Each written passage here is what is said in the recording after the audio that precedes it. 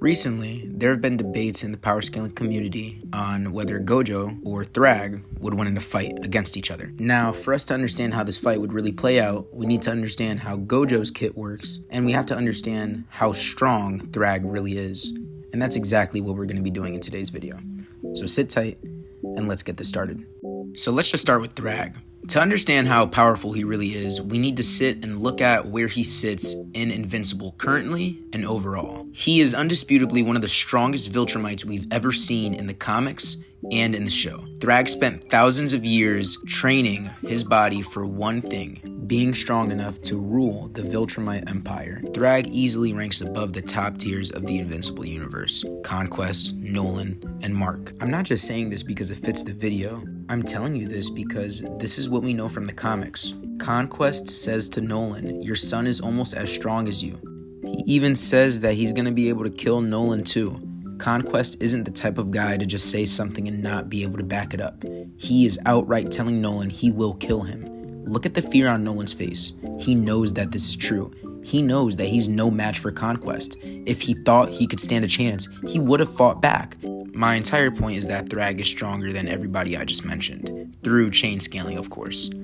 These guys have city-level attack potency from what we've seen in the shows and in the comics. You could argue small planetary level, but let's stick with small city to large city. To find Thragg's speed, or to get somewhere close to it, we're going to be chain scaling again. Nolan was able to reach planet Thraxon in about a week. Planet Thraxon is in another galaxy. The closest galaxy to us, which is our neighbor, is Andromeda. In order for us to reach Andromeda within a week, we would need to be going 130 million times the speed of light. So we can place Thragg around massively faster than light. He was able to catch up with Nolan, and he's stronger than Nolan, so it makes sense for us to put his speed around that level. Another example is Thragg easily dodging Space Racer's gun.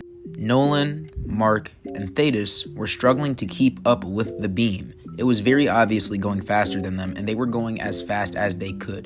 Thragg dodged it with ease. The same beam that all three of these Viltrumites were struggling to keep up with, Thragg dodged it without even blinking. That's even more proof that he's just way faster than these Viltrumites when it comes to reaction time and actual speed. So on the surface, obviously it looks like Thragg outscales Gojo. I mean, he does when it comes to attack potency, when it comes to his overall speed, strength, and even durability. Yes, he does reign supreme, but that's when Gojo's curse technique comes into play.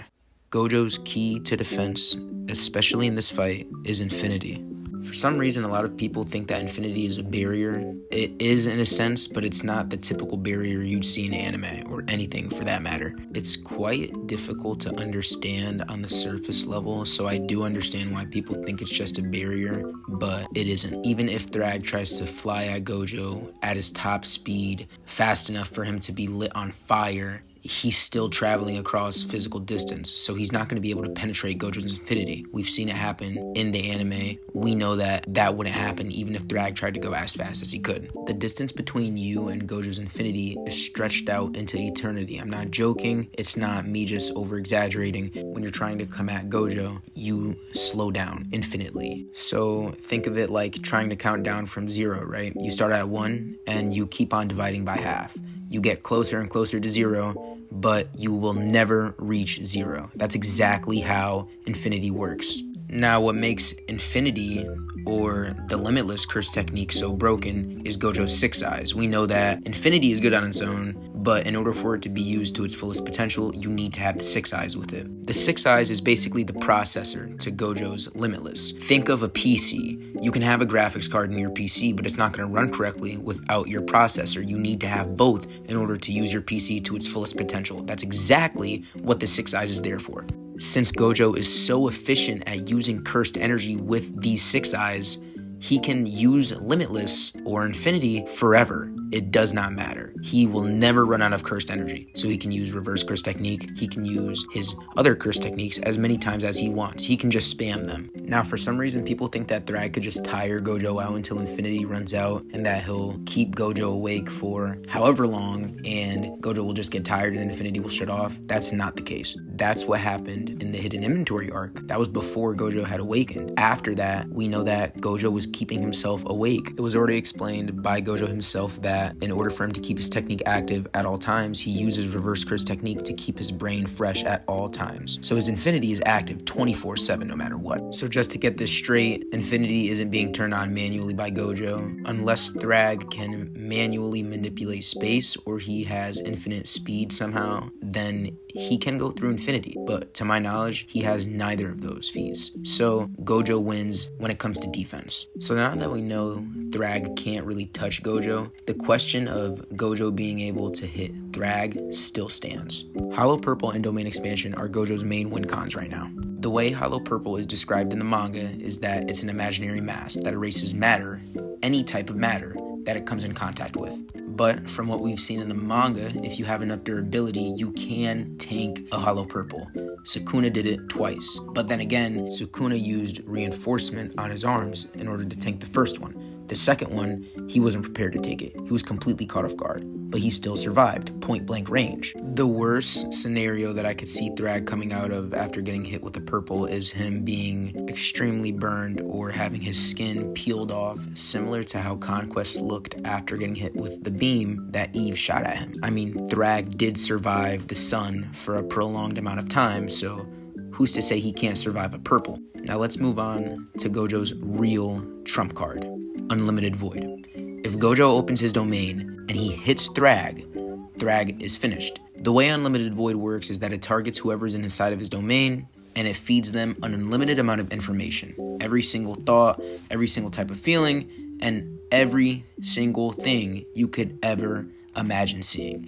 Gojo describes it as seeing everything but also seeing nothing. Now Thragg might be able to survive this. He might be able to take less damage compared to an average person. I mean, Sukuna did get hit with Unlimited Void and he did survive, but he's also the king of curses, and it was not even for a second. It was actually for 0.1 seconds, and he was still extremely damaged from it. So when you look at it from an unbiased standpoint, and you look at all of the facts comparing both characters' strengths, their feats, and everything in total, what conclusion can we come to? I mean, Thragg is way faster, he's stronger, and he has a higher durability compared to Gojo, compared to anybody in the Jujutsu Kaisen verse. When it comes to raw strength, he wins without a doubt. But Gojo is an extremely hard opponent for him to go up against. There's no real way he could damage Gojo. It's pretty much the same thing with Gojo. Gojo can't hurt him with his fists. He can't really do anything when it comes to real strength. But when it comes to purple and domain expansion, along with red and blue, Gojo does have an upper hand. Without any type of way for Thragg to manipulate space or move infinitely towards Gojo, Thragg is just fighting a battle that he cannot come anywhere close to. Thragg can do anything. He could fly around the planet. He can destroy the atmosphere. He could try to throw moons towards Gojo. But as long as that technique is active, he can't damage Gojo. He could definitely make the planet inhabitable, but I cannot see Thragg doing that to kill one person. I cannot. In conclusion, Gojo takes this win, not because he's stronger in terms of raw strength, but just because his abilities quite literally go against everything Thragg knows. Thragg relies on his strength. Thragg relies on his speed. Everything that Thragg relies on does nothing against Gojo. He doesn't even have to try.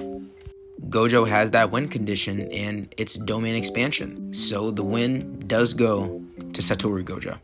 That's pretty much it for today's video. Based off of the feats that I've seen, that I know from Invincible and Jujutsu Kaisen, I think Gojo wins.